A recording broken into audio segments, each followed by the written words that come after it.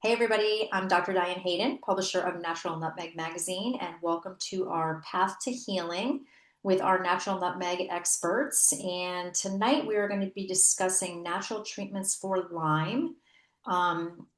This is one of the topics that we always get a ton of response for, unfortunately, because so many people are dealing with this. And I've got four amazing experts on the call with me tonight.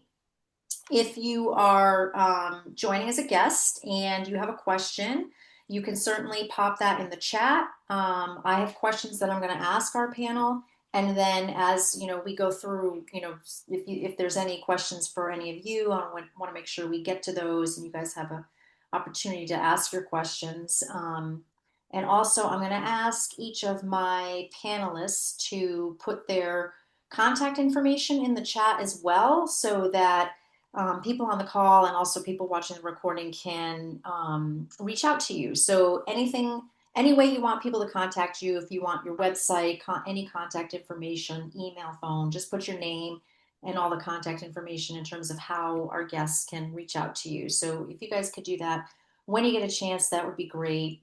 And I'll just keep an eye on that to make sure that everybody has popped that in. So let me just go around and introduce our panelists, and I'm going to let them tell you just a little bit about their background and their practice. I think that's more interactive and exciting than listening to me sit here and read their bio, which you probably already saw anyway because you got the emails to sign up for tonight. So, Andrea, I'll start with you. Just go ahead and tell us a little bit about yourself. Okay, so I began as a speech pathologist and I moved into the holistic arena around 40 years ago as a certified master herbalist. Back then, I began working with the international organization now known as Purely Resonance in the field of Einstein's quantum physics. Einstein said everything is vibration, frequency. He identified pathogens that way, and that's what brought me to specializing in Lyme disease for the past 35 years. I can talk more about quantum physics. Shall I do that now, or do you want me to bring that in later? Yeah, I think I'll bring that in later. I just wanted people to just learn a little bit about, what you've been doing, what your practice is about, like how you work with people. So Yes. we're definitely going to talk about the whole energetic component to it as we go through. Okay. So, Awesome. for someone to work with me, I work remotely and I do bioenergetic testing with saliva samples. The toxins of the body deposit into the saliva. And this is where I made a fascinating discovery about Lyme disease, which we'll talk about later. Awesome. I love the little teaser. That's great. That's great. Dr. Tanvi, how about you? Tell us a little bit about your Oh, practice. yeah. So I'm a naturopathic physician and acupuncturist. I have training in integrative psychiatry, and I work with Lyme patients. I work with all different patients, but specifically the neuropsychiatric impacts of Lyme, and I incorporate a lot of acupuncture and other modalities that really support the process when the Lyme is more affecting the nervous system and also the neuropsychiatric pathways. And I put my website in there, so if anybody's curious, look Okay, it that's up. great. And virtual or in person?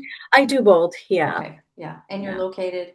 I'm located in Stanford and I do virtual appointments as well. I'm becoming a part of a group psychiatry practice, a psychiatry redefined. They're doing telemedicine that way. So I'll be doing more virtual in future. Great, great. Awesome. Thank you. Thank Dr. you. Keith, how about you? Hi, Dr. Keith Yemenes. I'm a naturopathic doctor, owner of Rivers Wellness in Wethersfield, Connecticut. I've been doing Lyme and tick-borne diseases and all the things that go along with them since about 2013. I take a functional medicine approach, so very kind of it's uncovering all the obstacles to my patients getting better from Lyme disease. I'm also licensed in Colorado. I work for a company called Ravel Health there, where I do telemedicine to patients in Colorado, with patients in Colorado who are suffering from Lyme and complex chronic disease. I do in-person and telemedicine within the state of Connecticut. Okay, that's great. Thank you so much. And Dr. Pam, how about you? Hi, I'm Dr. Pamela Cipriano. I'm a nurse practitioner. I'm located in Thomaston, Connecticut. I'm with the Practice of Health and Wellness. I treat a number of tick-borne diseases, Lyme included. I see patients throughout the country as well as throughout the world. I do in-person as well as televisits. Okay, awesome. Well, thank you, everybody. So, let's get rolling. I have a bunch of questions, and like I'll keep telling you guys, those of you who are guests tonight, feel free to pop questions in the chat if you have them. We're not going to be able to do any kind of like personal diagnosis or things like that, but if you have more general questions about Lyme and directed to one of the panelists or just in general, just go ahead and pop those in the chat.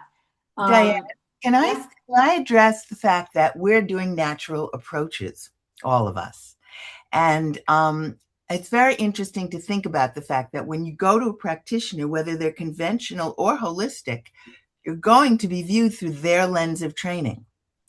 So if you have a back issue and you go to the acupuncturist, they'll needle, the chiropractor will adjust, the massage therapist will do hands-on body work, the surgeon will operate. So we each work through our own lens of training. And I think that's the beauty of bringing us all together.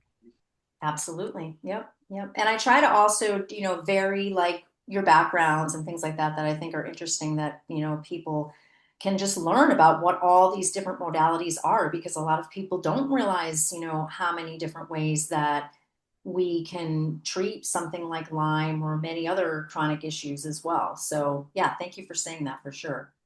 Um, so I want to start out by maybe something basic, like kind of a basic question, but I think there's a lot of question about, the bullseye, the typical like bullseye rash of Lyme, and people thinking, well, if I don't see that, then I probably don't have it. And they might be getting all these kinds of symptoms and things like that and not even think that it is related to Lyme. And of course, if they're going to a more traditional, type of medical doctor, they may not even think to look for things like that. So what should people be aware of if they don't have, I'll say typical, but I feel like I'm hearing that more and more people are not seeing something like that. I don't know if that's true or not in terms of what you guys are seeing, but what are symptoms that people should be aware of to maybe kind of make this connection and decide they want to maybe go down a more natural path? And I'll just let you guys jump in and anyone can grab it. I'd say most of my patients don't present with bullseye rash. I mean, I'm often seeing people well after the fact, so they may not remember, they may not have found it, they may not have found a tick. But what we're looking for, I think, in the initial stages are joint pains, headaches, fevers, a lot of what might be passed off as a flu-like or viral symptoms.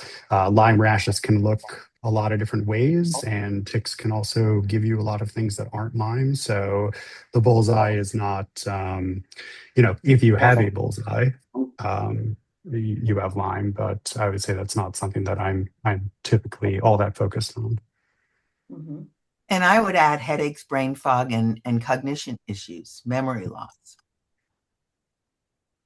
And I think it's important to know that one tick can carry up to 18 different diseases.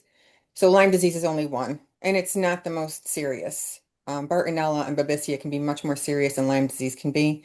Ehrlichiosis shuts down your bone marrow. So if you're feeling under the weather, you're feeling, joint pain, fatigue, brain fog, all those things, you really should find someone who does understand how to test and how to treat. So I'm a member of the International Lyme and Associated Disease Society, and we have all different types of providers that are with us. So there's physicians, nurse practitioners, PAs, chiropractors, naturopaths. It's a wonderful array of people that we can bounce ideas off of.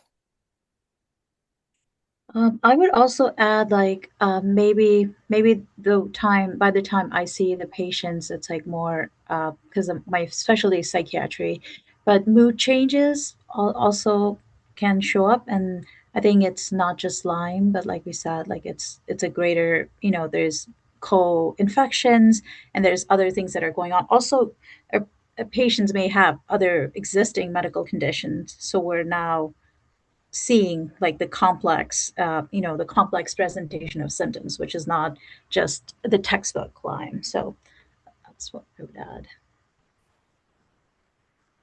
Yeah, I mean, unfortunately, that's the case. That's what I think when we talk about this in terms of, a lot of you saying you typically don't see the bullseye. It's because by the time the patient gets to you, could be, weeks, months, years, honestly. Mm-hmm. And it drives me crazy because I'm like, they should be going to you first, Mm-hmm. not their medical doctor, honestly. Any one of you for sure, all of you. And I think we're still kind of in this, I don't know, societal pattern of, well, I go to my regular medical doctor first, and then if they can't figure it out, well, then I'll try all these up. Then I'll pick up natural nutmeg. Maybe I'll find somebody in there who can help me. But honestly, for those who are guests, I would say, I hope that you guys take that to heart and pass that on. Like if it's you or someone honestly suggest a naturopath or an herbal practitioner or a functional medicine practitioner first because I think they're going to get to the bottom of it quicker and potentially help you avoid a lot of other issues, because the longer it goes undiagnosed, the more problems people end up having. And one of my questions was going to be, so I'll just roll into this, why do some people develop long-term Lyme symptoms and other people don't? I'm guessing maybe that's because depending on when the diagnosis is, correct? So I generally will see people who did not see the tick, did not remember getting bitten by a tick, but as a child played in the woods, or years ago they were in construction or something like that. So by the time I usually get a patient, it's not a new Lyme bite or a new tick bite. It's going to be something that they had gotten 10, 20, 30 years ago. So by the time I get them, they're sick. They're wheelchairs. I have patients who have Bartonella with Lyme disease, misdiagnosed with ALS, which is exceptionally unfortunate because if they got to me sooner, I would be able to prevent that from occurring. But by the time I get them, because they did the whole neurology approach first, and then they start second guessing the diagnosis, but by the time I get them, they're completely paralyzed. So I do a lot of podcasts just to try and get people to understand, to see one of us sooner than later. Because if you wait too long, some of these things they're not reversible. So you have to really pay attention to your body. When things are going in the wrong direction, your personal primary care doctor is most likely going to give you the wrong information, and it's not going to be purposeful. Hold on a second. Somebody has pirated my event. Hold on one second. That is crazy. Okay, we're back. Sorry about that, Pam. Were you finished? I was. Okay, awesome. Um, So when Anybody I else? got Go the ahead. fantastic discovery I made, that Yeah. pertains to what you're asking. So way back when conventional medicine and mainstream media were having the conversation about Lyme disease, I'm Lyme Central. People were coming in, with really serious chronic Lyme, like Dr. Pam was saying, and many of them were coming in after years of antibiotics. They were coming out of hospitals. So as I said, I test saliva samples. And what shocked me was that all the chronic Lyme people did not just test for spirochetes or bacteria. They also test for piggybacked viruses. So the ticks travel around. They feed on animals in nature, and they feed on birds that drop the bacteria like the spirochete, and the animals pick it up, and then they may feed on a dog, pick up a strain of parvovirus, feed on a mouse, pick up a strain of hantavirus, and then when they feed on you and your dog, they're passing a spirochete piggybacked by viruses, and antibiotics don't address the viruses. So these can go into the central nervous system, causing all those symptoms that we talked about. I have to add on too that I see a lot of patients with parasites too who have had tick Yes. bites for the same reason, exactly what you had said. These Yeah. ticks, I did a talk with Dr. Burrascano, who's one of the founding fathers of ILADS, and he made a very, very great comment that he said, when you get bit by a tick, you've just gotten jabbed by the dirtiest needle on earth, which is so true. Yeah. Yeah. way back when, I had no herbs for Lyme, even though I'm a master herbalist. Back then, I didn't have herbs for Lyme. All I could give were these frequency remedies matching with the tick passed in. And everybody recovered. Nobody relapsed, which shocked me. So the relapse comes because the antibiotics only treat the bacterial portion of the Lyme. So there's an initial feeling of wellness until the viruses take over. And you also have to treat the whole body, as I'm sure all of you do. Mhm. Yeah, yeah, for sure.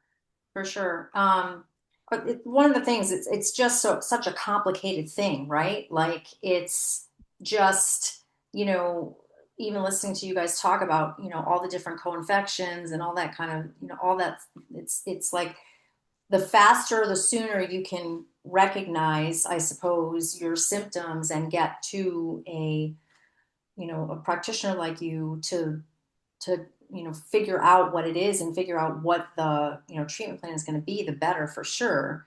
um I'm going to talk a little bit with each of you though about how you practice uniquely or individually in your practice. So Keith, let's start with you. Like if I come to you and I'm presenting with Lyme disease, what are the things that you're going to maybe test for or look for, or and I know that you're going to have to generalize a little bit because it's going to be different based on every potential patient, but just how might you work with that person, and also in terms of like what treatments you might do for them? Yeah, so obviously it starts with centering in on what infections the patient is dealing with, and using the right labs for the situation to determine what infectious agents are on board.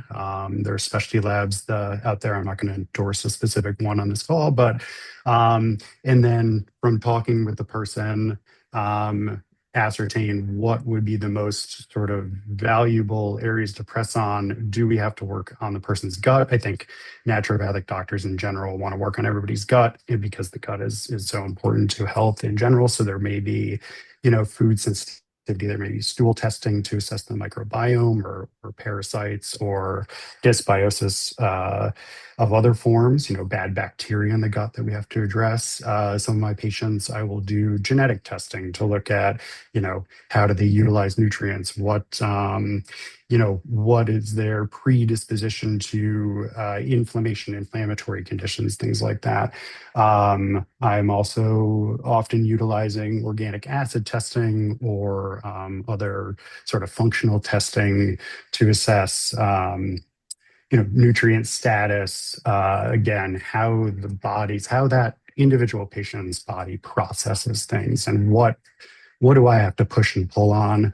I'm seeing a lot of women with hormonal challenges brought on by Lyme or exacerbated by Lyme. So sometimes I'm assessing hormones. So it really runs the gamut. From spending time with the patient, first visit's an hour, I can, by the end of that hour, be able to kind of pick a direction that would be most fruitful for the patient. That's how I establish what my our goals will be and what my treatment will be moving forward. Awesome. Awesome. I love that. Thank you. Dr. Tanvi, how about you? Yeah, so I also like, I think meeting the person where they are, and in my practice, I see a lot of patients with trauma. I mean, that's a big part of the work, along with like anxiety, depression. So like what's like trying to understand their story, and also understanding that, what's happening in their body, it's, and in their mind, is like not just the infection that's the focus of, like it's just everything else that's going on. So I try to kind of zoom out a little bit and look at the whole picture, like where the imbalances are. And uh, I also do my, because of my acupuncture training, I kind of understand like where the imbalances in terms of elements, which is a big part of like understanding the internal balance of elements. And looking at their gut, of course, the gut brain axis is really, really important, as Dr. Keith mentioned. So, yeah, I think it's like understanding where the patient is, because sometimes it's like what is their complaint and what they need like immediate help with, and then kind of, so it has to be like focused on that. Or it's like a lot of times I see them, they've already seen Lyme specialists, so now they have this now it's neuropsych Lyme, and maybe the treatment is like plateaued and they really need like a jump start. So it's just something, and I incorporate like mindfulness, acupuncture, sound frequencies. So it's sometimes not just, the supplements or everything. They've already done a lot of stuff, so it's like, what can we do? And sometimes they're on Lyme treatments and having Herx reaction, so trying to also support that. So it just, again, it looks so different from person to person, so trying to use the right tools, but it's like understanding like the individual constitution, I would say, is really key. And sometimes pushing the patient, especially with naturopathic medicine, but also in oriental medicine, you can't push the vital, use the word vital force or energy or chi. Like, you have to meet where they are, and sometimes it's like you have to start with something more gentle, and then kind of, meet, like, have it, once their constitution is stronger, then push it more. So that was like my approach, or I Yeah. guess I did it that way. Yeah, thank you. And like I said, before I ask the question, I realize you're going to have to generalize a little bit. One thing I want to point out is that you're mentioning the whole individual person, like meeting the person where they are. And, Dr. Keith is saying the same thing about, depends on uh, what that person's tests come back like, and all the different ways that you have to, decide which direction to go in. I think for me, one of the most important reasons why to work with a practitioner like any of you is that individualized approach. You're not going to get that going to your regular doctor. And probably they're not going to have, worst case scenario, they tell you that you're crazy and you don't have Lyme disease when you might. But even the best case scenario is that they're just not going to have, the skill or the time to be able to treat you in this kind of individualized way that the four of you all do. So, I mean, I tell that to people all the time. Like when they ask me, why would I work with a naturopath or a holistic type of practitioner? That's it, because you're going to get such an individualized approach. So I'm glad you said that, and just wanted to point that out, again, and kind of stress that. So, Andrea, how about you? Tell us a little bit about, Well, what it would be there's a like. lot of fear around Lyme disease. And I have to say that this year I have seen an enormous increase in ticks. Wow. And so people are calling me a lot to say, I was just bitten. What do I do? Did I get Lyme? So I do a tick test, a very simple tick test. And we can determine right away, is there Lyme? Do we need to explore it or not? And I have to say that recently I've done several of those, and there was no Lyme in those ticks. Not all ticks carry these diseases. Mm-hmm. Anyway, I encourage people to email me, because then I can email them a history sheet and directions on how to do a saliva sample. And in that history, it allows me to consider their history, their symptoms. I take a lot into consideration. And then I test to see what organs and glands are out of balance based on those symptoms. And then what are the pathogens in those organs and glands causing the symptoms. And my protocols are individualized to the person, of course. So if I have 12 people with Lyme, they'll have 12 different protocols based on where they've been, where their tick has been. But all my protocols are three-pronged: the vibrational remedies to address the pathogens, the herbs to nourish, to cleanse, and food guidance to help decrease inflammation as they're going through this. Great. That's awesome. Thank you. And Pam, how about you? So in functional medicine, we go back to sometimes in the womb to see exactly what happened in their life, because a lot of people hold on to negative energy as well. So that also contributes to the disease process. But what I found with my patients, because they're usually chronically ill by the time I get them, so what I do is, my big thing is detoxing, opening up all the detox pathways first before we can actually start treating for the tick-borne diseases. Because if we don't get rid of the mold or the heavy metals or things like that, I can't get rid of the tick-borne diseases. And like you had said, Andrea, that not all ticks carry Lyme disease, but the vast majority of ticks are going to carry something. So when somebody does get bitten, I put them on a regimen, as soon as they call me. And then about 6 weeks later, we do testing through. I use IGeneX for the vast majority of tick-borne diseases. Well, usually the three B. So Lyme disease, which is Borrelia, tick-borne relapsing fever, which is the other Borrelias, and babesiosis. Bartonella is hit or miss with IGeneX, so I'll usually use Galaxy Labs if IGeneX comes back negative for Bartonella. So my approach is a little bit different, I think, because my patient population is different as well. By the time I get them, they're multi-bacterial, multi-system going on, I mean, the patients I get are just so sick. Mhm. Yeah, yeah. Well, thank you for that for sure. Let's talk about just nutrition, supplements, herbal remedies in general. What are your recommendations? Let's say somebody is, not maybe not necessarily as chronic in a condition as, Dr. Pam's patients might be, but somebody who's been bitten by a tick is tested positive for Lyme. Like, what are things that they can do, immediately, at home as far as just changing their nutrition or their environment, or if you either any of you want to talk about supplements or herbals that you would recommend. I'm sure that's again going to be individualized based on the patient, but yeah, anybody who wants to jump in with that. So Well, I prefer tinctures. They're liquid, I feel gets absorbed better than tablets and capsules do. For just Lyme disease, my favorites are, cat's claw, resveratrol. I use Hootenanny more for Bartonella. There's so many different supplements that we can use and in combination to help the person get rid of the tick-borne disease. So if they're not chronically ill, it's more of a newer case and it's only, Lyme disease, then I would go with more of um the tinctures that I use. I also everybody goes on an anti-inflammatory diet. So I designed this diet before I got my doctorate degree. I was working in a different practice, and that's the diet that I used when I did get when I used my dissertation, when I delivered my dissertation, I should say. And all the foods are organic. Everything is low in glycemic index, and everything decreases inflammation in the body because you need a multiple approach to get people better when they get bitten by a tick, because not everybody has a really healthy diet either. Mm-hmm. So it kind of depends on how well they've been eating, how well they've been living, how much water they're drinking.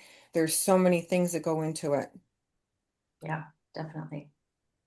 for me, because I'm using the vibrationals to address the pathogens directly, I'm supplementing on symptoms until they feel relief from the vibrational remedy. So for joint pain, I'm looking at turmeric, which is not very bioavailable. So I look to the companies like Uromedica and Zymogen that will make the bioavailable curcumin that's well absorbed. For cognition, I will do remedies like ginkgo, phosphatidylserine. For anxiety, which also surfaces nervine herbs like passion flower, hops, valerian, ashwagandha. I'll always go with the probiotics for the gut brain connection. And sometimes a full herbal cleanse is needed because of all the medications they've taken. And then with the diet, everything that Dr. Pam said. And I also insist that they're off of seed oils and they're just staying with olive oil, coconut oil, avocado oil, because the seed oils are very inflammatory. Yeah, good point for sure. That I bet a lot of people don't even think about the oils, Yeah. I will usually, when the patient comes in and just kind of assessing their organ systems, I really castor oil packs and just the idea of hydrotherapy, incorporating that to really stimulate patients' vital force. And again, it will depend what stage of Lyme they're in and what other symptoms are. But castor oil is something really, it's accessible, it's available, and there's a lot of research on how it benefits the body and mind. I also incorporate homeopathics a lot. Again, the idea is like, how is their vitality? Are they going to be able to handle the herbs? Because sometimes you know and what other medications they're on. Again, because a lot of my patients are on psychiatric medications, to be careful with interactions, what's going to happen with their liver, what's going to happen with their kidneys, and are they going to have, if their nervous system is going to take it or not. They're going to have, so if someone's having panic attack or working with severe trauma. So I find like homeopathics tend to be gentler, or at least they're powerful, but they're gentle in terms of the interaction with medications. And again, it's, the diet, the lifestyle, the sleep. I mean, so many other things that's going to help their body restore and rejuvenate. So, really, again, working with where they are at and how we can make changes, and also what they're going to be compliant or what they're going to be able to do, depending on what's going on with them. So, that's what I would add to it. Yeah, thank you. Yeah, I take a very similar approach to diet. I do a modified Mediterranean diet for the vast majority of my patients, high in healthy fats, avoiding unhealthy fats, nutrient dense. We also talk about all the other lifestyle factors, sleep, stress, exercise, and meeting the patient where they are on that. And any of those things that we can correct is only going to help them heal. As far as treatment protocols, yeah, I use all my protocols are modified from Stephen Herod Buhner's work on Lyme and his book Healing Lyme and his other books on Bartonella, Babesia, Anaplasma. He has many. And so some of the same herbs that Dr. Cipriano mentioned with the cat's claw and Hutainia and Japanese knotweed and teasel root, the list goes on and on. It depends on what, you're kind of picking and choosing based on, which infections the person has, what their symptom picture looks like, and what types of inflammation is the key, right? What types of inflammation is this person dealing with, and how can we address that inflammation through diet and through the herbal protocols? Yeah, and I think one thing I'm thinking about, like as you're all saying, kind of meeting the patient where they're at, it's got to be difficult because in some respects, like we're talking about sleep, getting enough sleep and healthy sleep and exercise and all that kind of stuff, and you've got a patient that has all of these like potential symptoms and issues from it, like let's even say joint pain. How likely is it they're going to be able to exercise that much, and how likely is it that they're getting a great night's sleep with the amount of pain that they're in, right? Yeah, if you can't sleep, you can't heal. I mean, that's kind of it might be overstating it, but that's what I say to my patients. Like we have to find. I have a lot of patients with sleep problems, with and without Lyme and tick-borne diseases, and yeah, that's something that definitely you need to focus on. Mm-hmm. Yeah, for sure.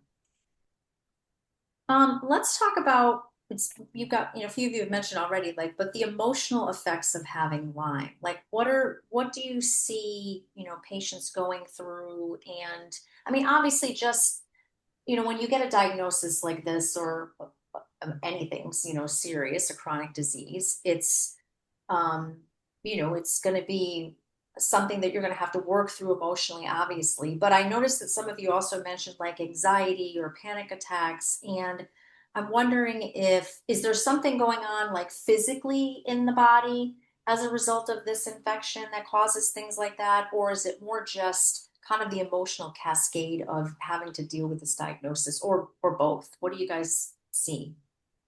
I So think I think it's both because pathogens carry a vibration that can bring fear, anger, disappointment, and of course, if they're dealing with this a long time, there's a lot of that going on. Yeah, definitely. Pam? can you repeat the question? Oh, I was saying, the emotional effects of Lyme, is there something that's actually physically happening to cause like anxiety or, depression or things like that? Or is it more just the emotional, challenge of dealing with a chronic illness, or do you think both possibly?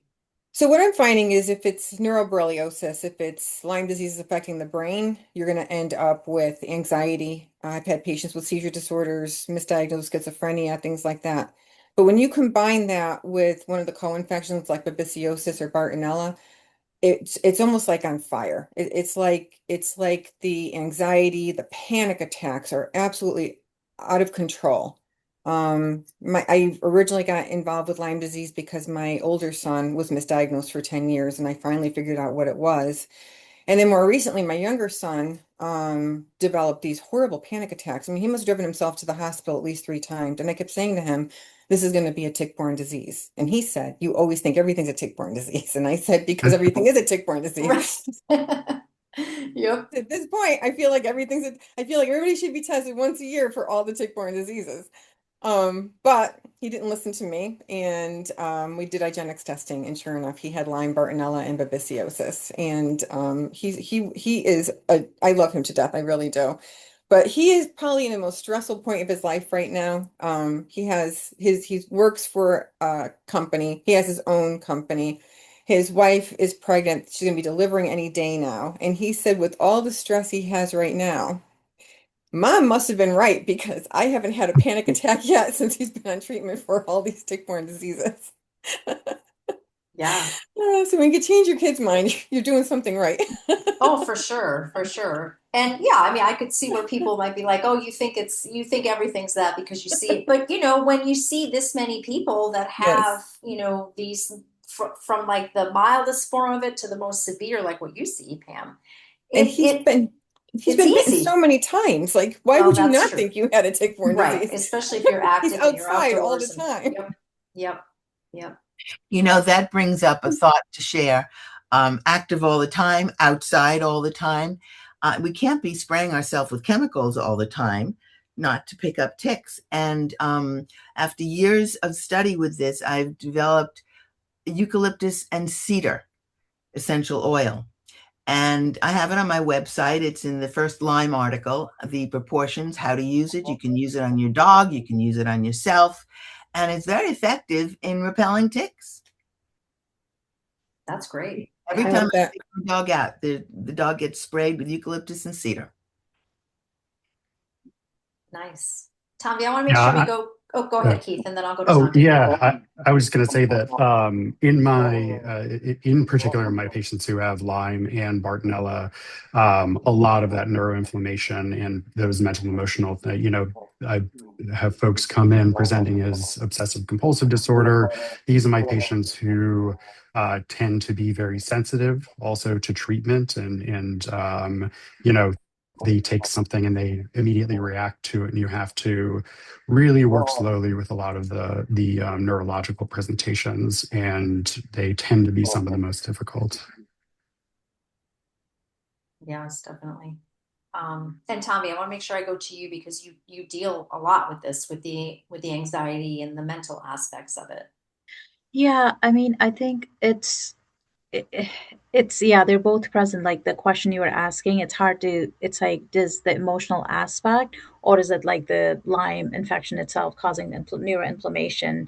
And then there's a shift in brain chemistry. I mean, things are internally changing. So addressing the root cause, but also helping with some of those mental, emotional, psychiatric symptoms is really important.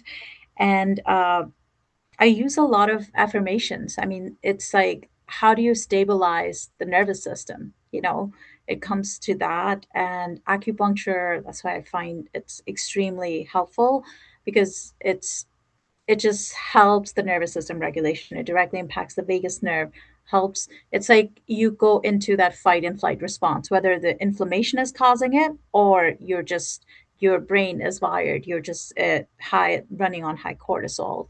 And it's always multifactorial. So you can't say one, it's only one or the other. And so addressing like how to help stabilize a person, like how their nervous system are going to be more at ease, whether it's they do things to themselves, like saying affirmations, really trusting that their body and mind can heal, with all the resources and everything they're using. So a lot of it is just helping navigate that, whether it's counseling or helping them understand where they're at, using um, some of the frequency stuff that I'm talking about, like sound healing, or sometimes I use toning and humming. Again, anything that helps reset nervous system is extremely useful and effective. Yeah, thank you. That's great.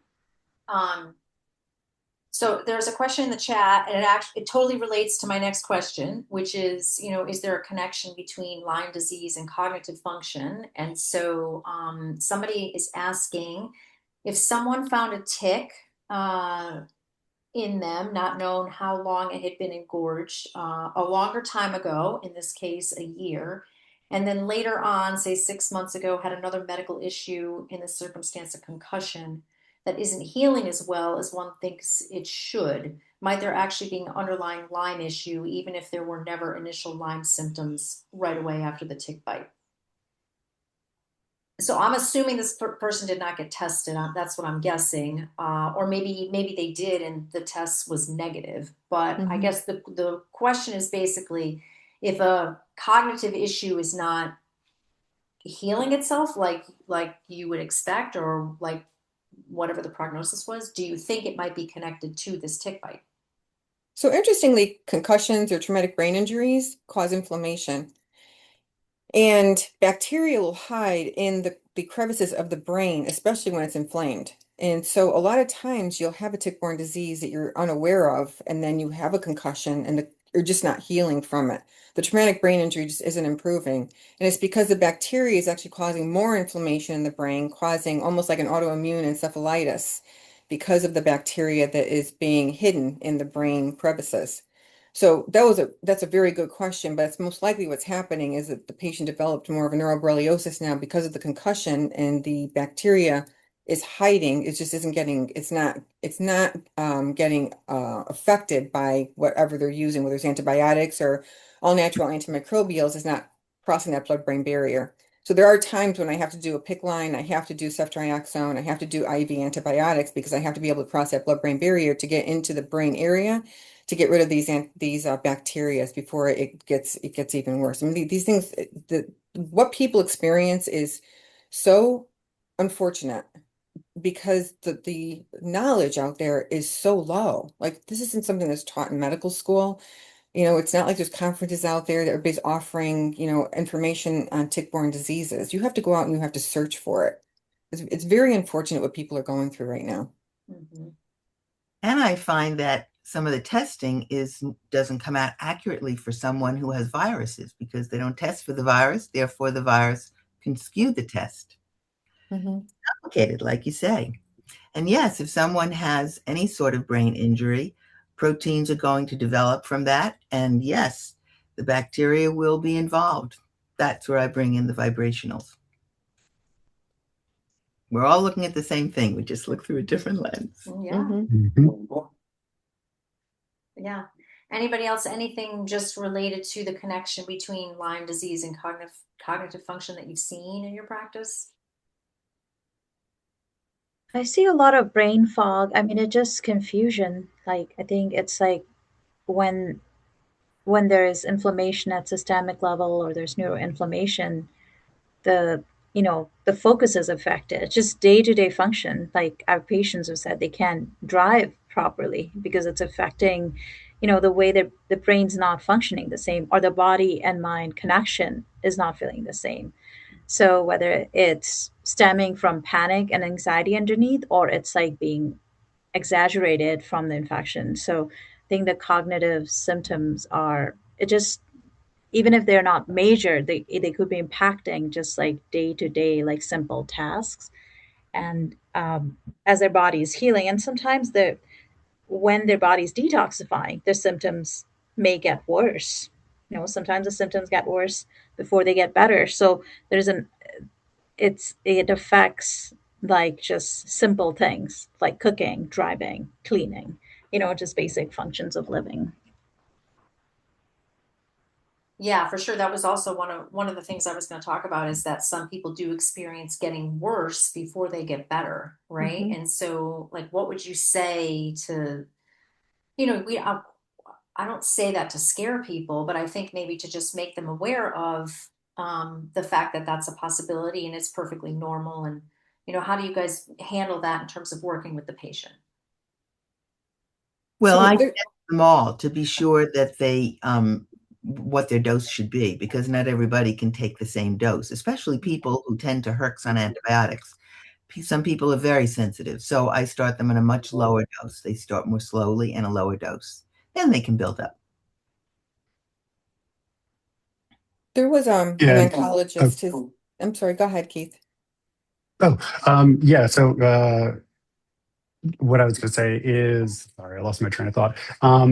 Yeah, it's a lot of it is about making sure that the organs of elimination are open, and that's where we're working on, as I mentioned before, the gut comes in, making sure the liver's healthy, making sure the kidneys are healthy, and then once that treatment starts having all the tools in place, and for some people it's herbs to help with the Herxheimer reaction, that initial phase. I use things like sarsaparilla and manganese and cleavers and things like that. Sauna, castor oil packs, which Dr. Tonvi mentioned earlier, Epsom salt baths. Having the tools in place, so if things are a little rough in the early going, the patient's prepared for that mentally. You have to, say it out loud, and they have the tools in place to combat those reactions. Great. Pam, and did you want to add? Yeah, so there was an oncologist. His name is Neil Spector. He was a very well-known oncologist, worked in a very prestigious hospital, ended up requiring a heart transplant, and it was because of Lyme disease. He had no idea he had Lyme disease. When he came back to work, he ended up opening up a Lyme practice because he didn't realize how poorly understood this disease is. And he would explain to his patients that having Lyme disease is like having cancer. You're going to get worse before you get better, but you will get better. So the treatments, it can be really rough, especially the patients I see because they've had it for such a long period of time. So we're killing off a lot of bacteria. We're using things like liquid stevia, serrapeptase, nattokinase, lumbrokinase to try and open up these biofilms where the persister cells are. So now you're releasing these persister cells along with the antibiotics or their all natural antimicrobials. So there's a lot of die-off. There's a lot of die-off from the mature bacteria and from the immature bacteria. There's also, there's other things that we use to try and kill off the cyst formations of Lyme disease. The spirochete is a corkscrew-shaped bacteria. It will roll up into a ball when it identifies an antibiotic in the system. And when the antibiotic leaves, it'll unravel. But if you're on chronic antibiotics for a tick-borne disease, these spirochetes can stay in a round body formation or a cyst form or an L form for up to 2 years before they unravel again. So I usually have to add on one of the rifamycins, like rifampin or rifabutin, to be able to penetrate that bacteria in that shape because nothing else can actually kill it off. And I don't want these patients getting another bout of Lyme disease in 2 more years just because I didn't take care of that. So it's a process. In my personal opinion and in my practice, it's a process to get rid of these things. Yeah, for sure. Thank you for that. I've got a couple great questions in the chat. What is the order of treatment in a patient that has had Lyme undiagnosed for at least 2 years and there's likely been significant cell damage? What do you prioritize first, and what are general timeframes for reversing this damage to handle detox? My protocols are usually around 3 months when it comes to Lyme disease. One of the things that I need to know in their history is, did they have COVID? Because the spike protein from COVID can really mess up the results and stop healing. So we work with that as well with the vibrational remedies. Okay. Dr. Pam or I Dr. think Keith? I think timeline questions are the hardest to answer, and patients ask me all the time when they're sitting in front of me, how long is this going to take? And it's very difficult to answer those questions. So if the Lyme's been there for a couple of years and there's cell damage, you obviously have to work on repairing cellular function, getting the mitochondria going again, making sure that the organs of detox are open, as I said, and you can get down to the business of killing the bacteria, supporting the immune system, and reducing inflammation. But I will rarely give timelines Some people, and it depends on the patient, and there's certainly genetic factors here and predisposition factors here. I see patients who breeze through treatments in 3 to 6 months, which is probably the not the most common situation, but most patients I'm treating a year or two, sometimes more, to get them back to the state of health where we're happy. Yeah. I have to agree with you. The patients I see, it's sometimes a year, sometimes 2 years. Right now I have a patient on 3 years, which I try and get them along the continuum quicker than that, but you have to go by how they're feeling. So like I have a patient right now who's so sensitive to medications and to antimicrobials that we had to start off with like infant dosing, like at like extremely low amounts of medication and antimicrobials, tinctures and things like that because he was so sensitive. He was having delusions, and the delusions were ending him up in behavioral health. And his mom is very attuned with what he's going through. And so as soon as she sees that he's going in that direction, we have to pull back with all of the treatment. But we do a lot of detoxing here as well, trying to get rid of the extra inflammation that's in the body. We're in the process of getting an ozone sauna. We have an infrared sauna right now. We do halotherapy. We do IV vitamins, vitamin shots. We do everything to support the body to be able to get rid of the inflammation and reverse the cellular damage. I also like methylene blue. I like CoQ10. There's other things too that we can use to help with the mitochondria to improve the state of the health of the cell. So I love that you mentioned some of those new, I'll call them cutting edge techniques, because that was one of my questions. And then one of our listeners asked, what about red light sauna or ozone treatments, which you just, yeah. So you'd recommend that? Without a doubt, I definitely would. I'd be careful with the ozone infusions because that gets people into a lot of trouble. I don't think there's enough research done on that. So I would be a little bit cautious with something like that. But red light, you'd But recommend? red light would be Yeah. great. An ozone sauna would be great because it's, we're penetrating it into the body, but not putting it into the vein, into the bloodstream. Anything else that any of you are seeing as far as like a new treatment or something, unique that you've discovered, or anything like that, or any other like these complementary, therapies, we'll call them, that you would recommend people do in addition to everything that, you're going to do with them? Well, what I'm doing is not new because it came in with Einstein in the 1920s and 30s, but it's New new to to the most rest of people. us, maybe not Yeah, new to you. it's new because most people don't know about it, but Right. I've been doing it for decades. And it's quantum physics. So when Einstein came up with the quantum physics, chemistry changed, physics changed, biology did not. And a simplistic example would be the opera singer sings a note, the note vibrates at a particular frequency. When the champagne glass is brought into the room, if it vibrates at the identical frequency as the note, it shatters. So by addressing pathogens very directly with their frequency, let's say strep, the specific strain of strep has a frequency. All different pathogens have their own frequency. When we have electromagnetic equipment from Europe that creates these remedies, and when we give those drops and you address the pathogens vibrationally, you're dismantling the pathogen. You're not killing it off like an antibiotic would. So you're dealing with it at its atomic level. It's a very elegant way of working with pathogens. And I do it with everything, whether it's Candida or strep or you name it. It's so fascinating. I'm just gonna tell people they got to go see you, because I just anything to do with quantum physics and the frequencies and vibrations. I mean, I've learned so much of that through just studying Joe Dispenza and just reading books on frequency medicine. I mean, and you're right, it's not new, but I think it's so new to most people because it's almost unbelievable that it could work that way, but it does. And it's really fascinating. Yeah.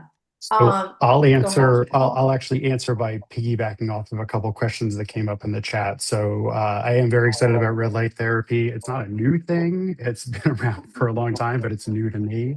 And I do find that as far as like mitochondrial health and quenching reactive oxygen species and things like that, I'm a big proponent of red light therapy. And somebody had asked about hyperbaric oxygen. Um, I My opinion is that in order for hyperbaric oxygen to be effective, it's a big commitment. It's a big time commitment on the patient. I believe that the patients who benefit are doing it uh, 5 times a week, 2 hours a day for a month, sort of thing. So I think there's some value there, but from what I've read, it might be. Not the best option for most folks. I don't know if anybody else has heard differently or knows any differently. No, I have to agree with you. And like at the ILADS conference, I go every year and there's always another new device that somebody's trying to sell. And I've always been skeptical. So I wait and see how it all pans out before I ever start using something.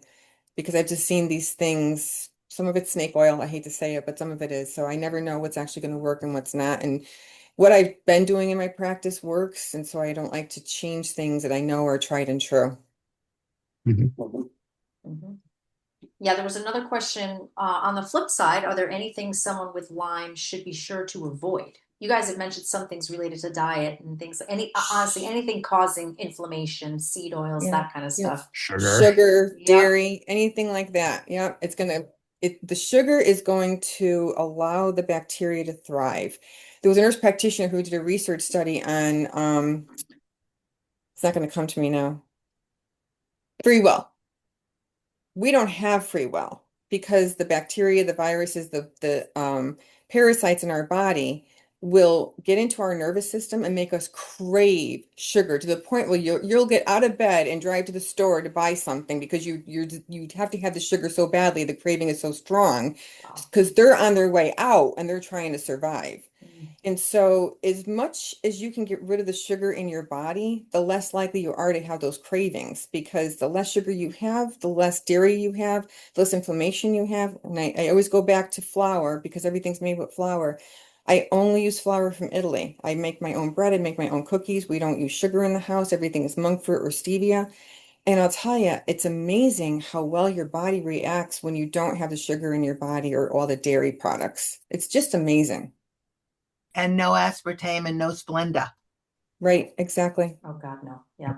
Nobody on this call should be taking that anyway. No. But One Go giant on. cancer stick. Yeah, exactly.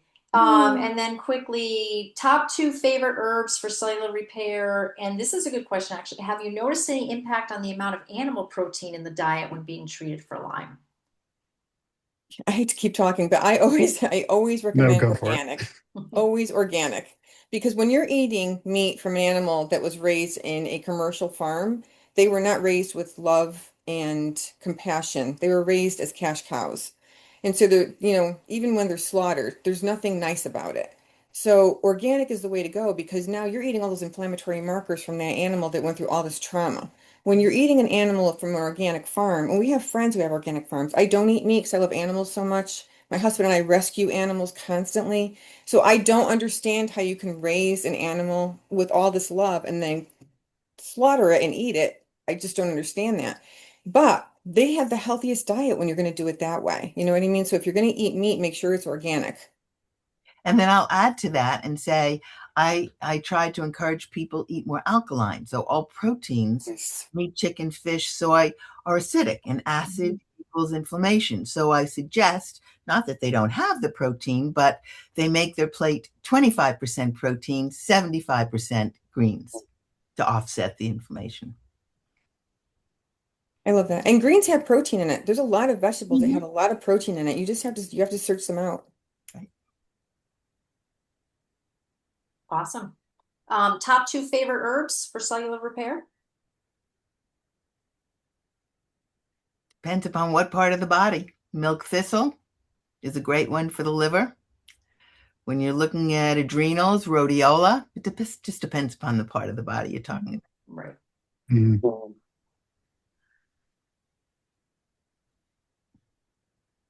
Awesome. Any last words of wisdom from any of you? Anything that you want to mention that maybe we didn't cover, or anything you think that we should kind of reiterate for people to know? Don't listen to your doctor when they don't take Lyme disease. Except for you, Pam. Don't listen to them when they don't take it seriously, because it's a very serious disease process.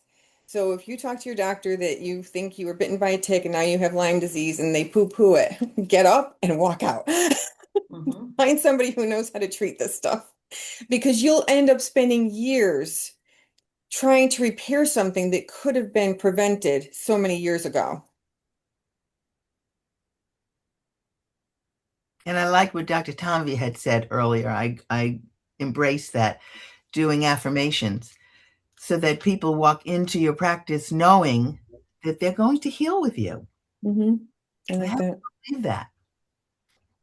And they're ready to And make practice tick avoidance. I mean, I know we're all in Connecticut. There's ticks everywhere.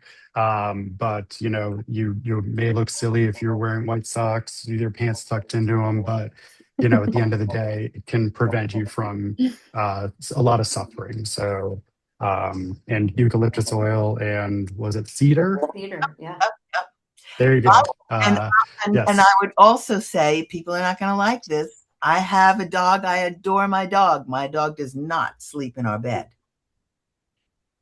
Just saying. Yes. A lot of that's the way people get the ticks. Yeah. That's the truth. That's the truth. Mm-hmm. Yep. That they make dog beds for a reason. No dogs in your bed, or cats, or whatever animal that's out roaming around in your grass. Right. It's hard enough for you to avoid the tick, let alone bring the animal in to the Right. bed. And I know it's not the popular opinion, that's for sure. Everybody wants to sleep with their animal because they love them. Mm-hmm. But you don't want Lyme disease, that's for sure. So You awesome. know. Well, this has been great. Thank you so much, each of you, Dr. Pam, Andrea, Dr. Keith, and Dr. Tom. She had to jump off for a last minute patient, but we thank her as well. Thank you to all three of you for all your great words of wisdom and all this great information. Obviously, it's recorded, so we'll get this edited and we'll e-blast it out to everybody probably the beginning of next week. Thank you. Thank everybody Thank for you. joining. Thank you for That's having great. us. Awesome. All right, everybody. Thanks, and hope you guys have a great night. Thanks, Thank you you too. too. Bye.